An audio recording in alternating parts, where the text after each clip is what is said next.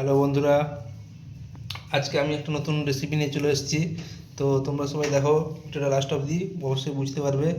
তো এখানে দেখো, আমি আলু কেটে নিয়েছি, এখানে আলু সিদ্ধ করেছি, আর এখানে আদা রেডি করেছি, আর এইখানটাতে হচ্ছে গাজর গ্রেট করে নিয়েছি, আর এটা হচ্ছে বিট গ্রেট করে নিয়েছি হচ্ছে, আর এইখানে রয়েছে হচ্ছে বিস্কুট গুঁড়ো। তো নিশ্চয়ই তোমরা বুঝতে পারছো। আর এই যে ডিম। তো এইবার প্রসেসটা হবে, সবাই ভিডিওটা লাস্ট অবধি দেখো, কেমন লাগে জানিও। তো বন্ধুরা, এবার আমি হচ্ছে মশলাটা রেডি করে নেব। এই যে কড়াইতে তেল দিয়ে দিয়েছি, তেলটা প্রায় গরম হয়ে এসছে। এবার তেলের মধ্যে পেঁয়াজ দিলাম, পেঁয়াজটা হালকা করে ব্রাউন হবে।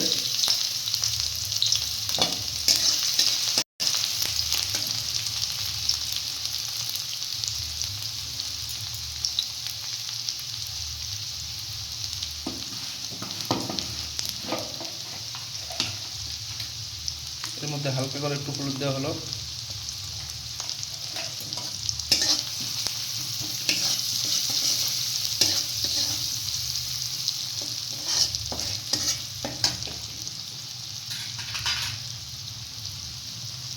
নেক্সট এবার এর মধ্যে আদা দিলাম, আদা দিয়ে কিছুক্ষণ মশলাটাই করতে হবে। তো বন্ধুরা দেখো, আমি হচ্ছে মশলাটা প্রায় একটু ভেজে নিচ্ছি হালকা করে।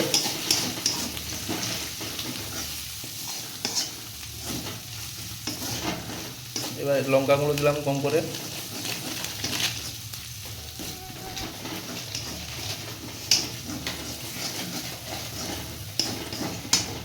এইবার বন্ধুরা আমি বিটটা দিয়ে দিলাম।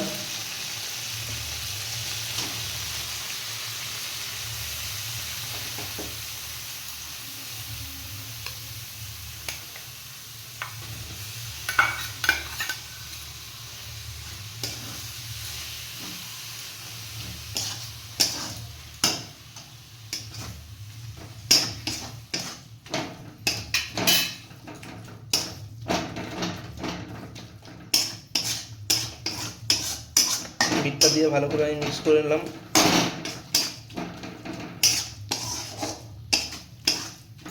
এর মধ্যে দিলাম গাজর।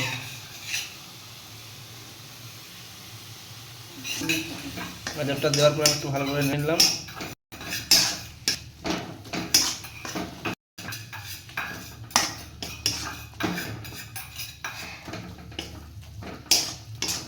এক মিনিট মতো একটু সেদ্ধ হয়ে যাক, তারপর আলুটা দেবো।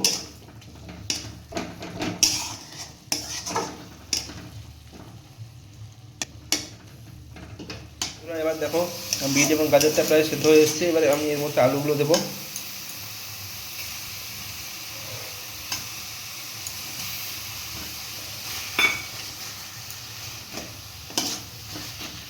আলুগুলো দিয়ে আমি একটু মিশিয়ে নিচ্ছি ভালো করে।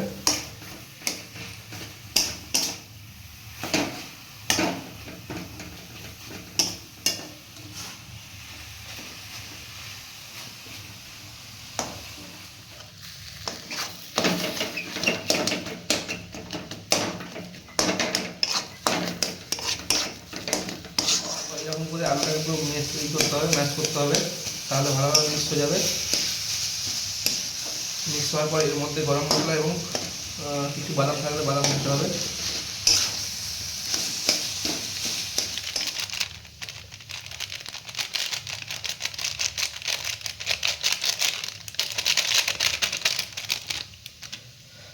এটাকে ভালো করে মিক্স করে নেব।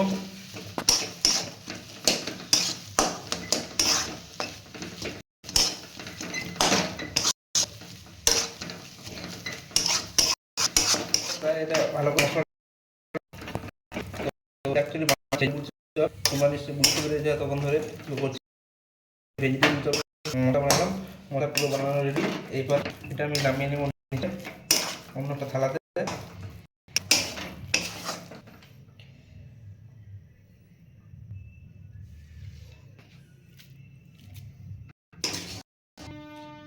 মশলাটাকে নামিয়ে নিলাম। এরপর বানাবো, গোল গোল করে বানাবো ওগুলো।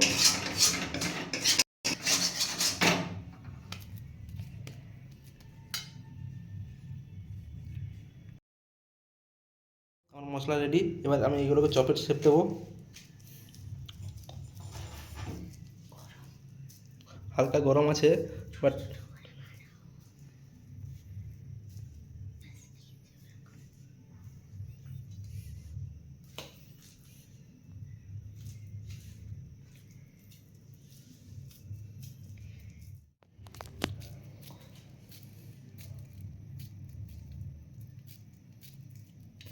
তো বন্ধুরা এই দেখো আমি এগুলো চপের শেপে করে নিচ্ছি, ভেজিটেবল চপের শেপে করে নিচ্ছি। তো একটু গরম আছে তাই একটু অসুবিধা হচ্ছে।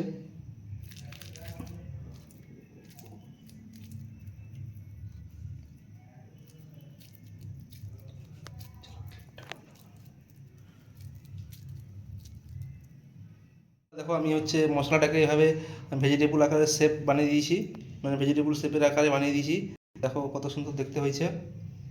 তো এবার এগুলোকে বিস্কুটের গুঁড়ো করে তারপর ভাজা হবে। চপগুলোকে গরম ছিল বলে ভালো করে শেপ হচ্ছিল না, এখন ঠান্ডা হয়ে যেতে ভালো করে এগুলোকে একটু ভালো করে শেপ দেওয়া হচ্ছে। তো এবার এরপরের মধ্যে এই ডিমের সাথে আর ওই বিস্কুটের গুঁড়োর সাথে এটাকে কোটিং করা হবে। তো সবাই দেখতে থাকো লাস্ট অব দি ভিডিওটা। তো বন্ধুরা দেখো এইভাবে হচ্ছে বিস্কুটের গুঁড়োয় ডিমের মধ্যে ডুবিয়ে তারপর বিস্কুটের গুঁড়ো কোটিং করতে হয়। কোটিং করলে খুব সুন্দর টেস্ট এবং মানে খুব সুন্দর হয়, ভেঙেও যাবে না। তো দেখো কীভাবে কোটিং হচ্ছে।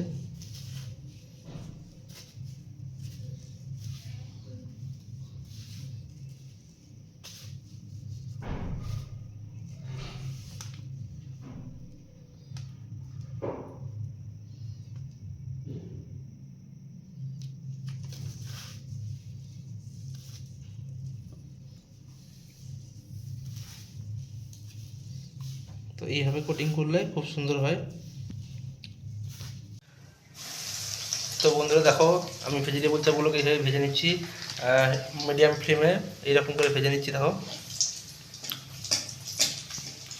ওই যে দুটো ভাজা হয়েছে, দেখো কত সুন্দর হচ্ছে দেখতে।